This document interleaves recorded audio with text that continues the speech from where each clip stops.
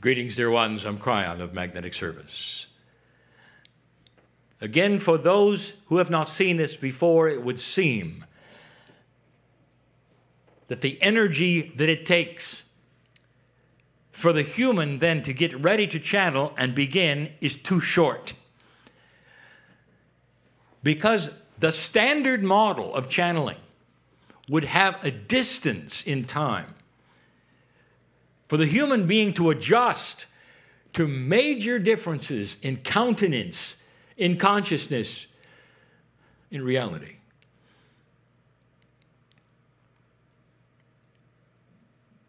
My partner lives with me. As I have indicated to all of you, is possible. Not to live with Kryon, but to live with that which is divine within you to such a degree that you don't turn it on and off. And turning it on and off is linear, and that is what you've learned. By the very way that you go about worship in this land, you learn to linearize God. You go to the place of worship dressed differently, acting differently, and only once in a while. And then you leave, as though God lives there, even calling it God's house.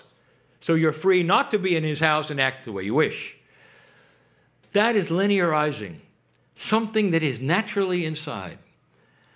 Inside of each of you lives the most divine thing that you can imagine. It's a piece of the Creator, really, however you want to see that. Some call it the higher self, some call it the soul. You don't have to figure it out, because this piece is multidimensional to a T, and that means this, is you cannot put a reality into it that you could understand. I said this once before. You don't have any trouble with thinking that God can listen to millions of you speaking at the same time. Even if you're saying different things, God is so powerful that this is no problem. The problem is this, is that you can't apply it to yourself. Is it possible you're receiving many messages at the same time right now? If you could hear the whisper of angelic beings in this very room who know your name and know who you are and have been with you for eons, saying, I see you, I love you, I see you, I love you. Do you remember me? Here's my name. I'm with you. I'll always be with you. That's my job. If you could hear and realize and hear somehow the whisper of the ancients and your ancestors and even those you loved and lost while you were here whispering, I'm still here. I love you. Did you know that? I am here. Would it change your perspective?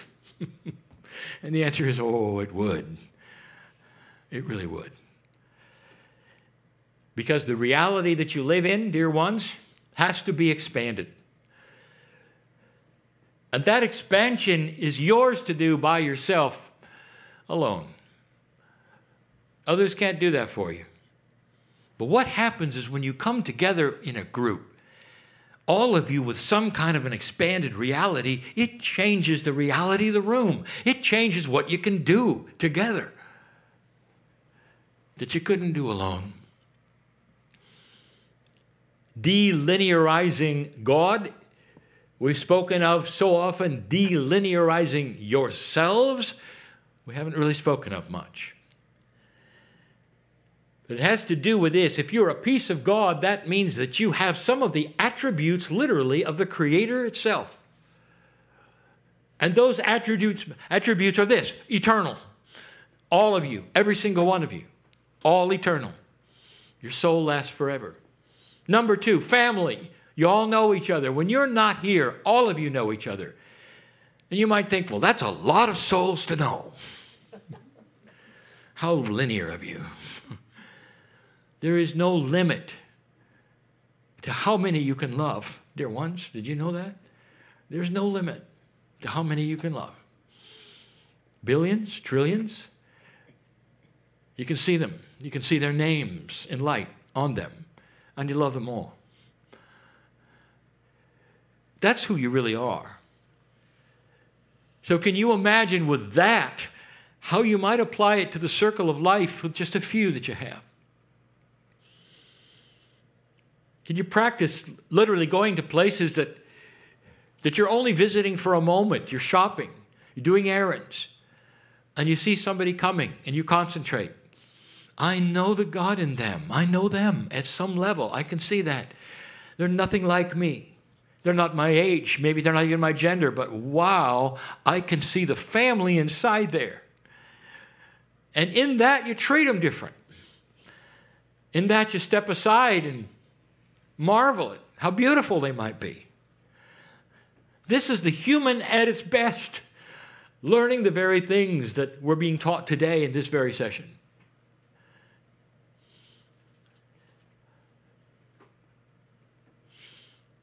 My partner started the series today talking about that which is a journey that is heroic. It's a metaphor, a name for what's in every single one of you. It's a desire of how you see yourself, completing life as a cycle that was heroic, where you did marvelous things, and then you return. And most humans don't see themselves in that scenario. They turn to the media and the novels and the poetry and all the things that will put them into that state of a reality where they can enjoy it, because it's not them. But dear ones, I am saying it is you. Where are you in the journey today of the hero? And if I ask each one of you, you might say, well, I'm not sure. Some of you will say, well, I just go about life the best I can, awakening and learning the best I can. I've got errands and I come and do this, and I've got family to take care of, and that's what I do. And I want to tell you something, soul. All of that is minutia, it's peripheral. Yes, you do it all. What is the limit of your ability to love? Can you love while you do those things? Can you think of other things while you go through those things? And we come back to the original question. Can you multitask consciousness? How many places can you be at the same time with your consciousness? What part of the Creator do you think is missing in there? Or can you do it all? This hero that you are has walked through many things in this life in order to get you to this room or listening to these words. And finally, you're listening to these words. And if you're expecting profundities, I'll give you one. You are magnificent. And you are in the right place at the right time doing the right things. You may not even recognize it as being the heroes of this age. You are anticipating an awakening. Anticipating an awakening. That is to say, you recognize there's more here than you think. Then that linear mind pops in, because there are seniors who are saying, well, it's a little late. Not understanding that we see you, dear human being, dear soul, we see you all together in all of your lifetimes as one being. Doesn't matter how young or old you think you are, it's not too late, it's not too early. You are awakening into something you will continue when you return. And for the first time, you get this idea that this is not a linear learning. This is quantum, if you can even call it that. It's burst information that comes to you and your soul and your countenance and wakens you to a point that you leave differently than you came. And this realization, wow, whatever happens to me tomorrow, if I take my last breath tomorrow, I'm coming back with the same information I left with. And I'm going to keep going. And you'd be right. And sooner than you think, even as a child. And you'd be right. It's magnificent. It's beautiful. What an old soul can do when they start awakening to a larger truth for themselves. I'm bigger than I thought. I can do magnificent things through compassion and love that'll change lives around me without ever having to teach, without ever having to tell them what I think. All I have to do is look at them and find the God inside.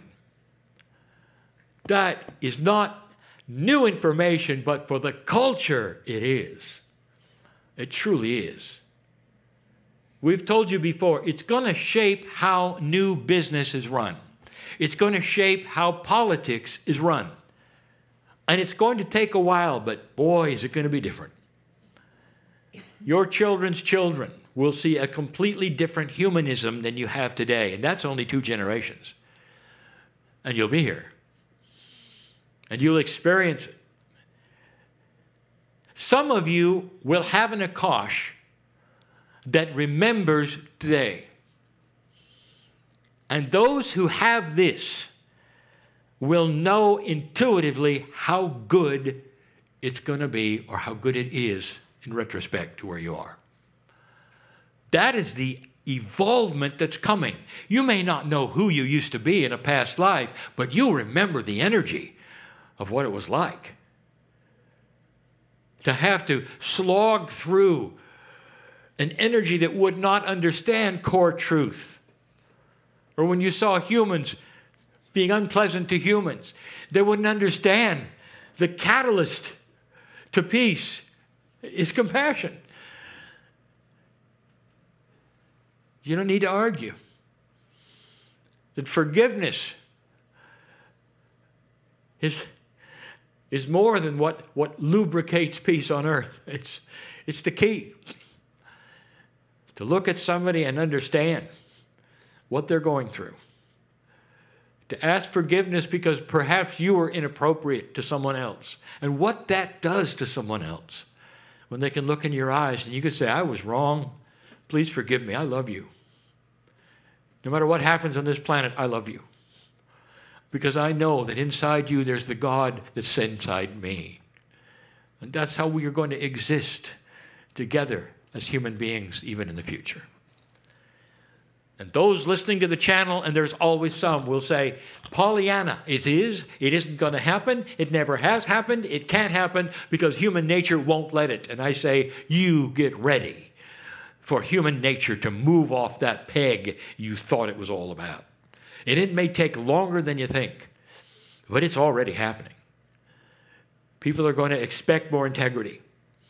Start watching what they do and think about things they haven't thought about before instead of just doing them because everyone else does. And that is awakening.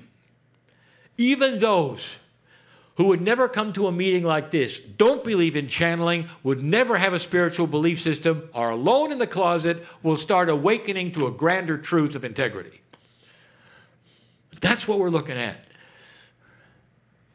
Something that is self-evident to humans when they're born, that is not self-evident now. That you're here on purpose, you have a right to be here. And the better you can treat each other, the better your life. The more you can laugh, the healthier you'll be. And the more peace in your life, the longer you'll live. These are the premises that were taught in those days that we have taught this day about through my partner.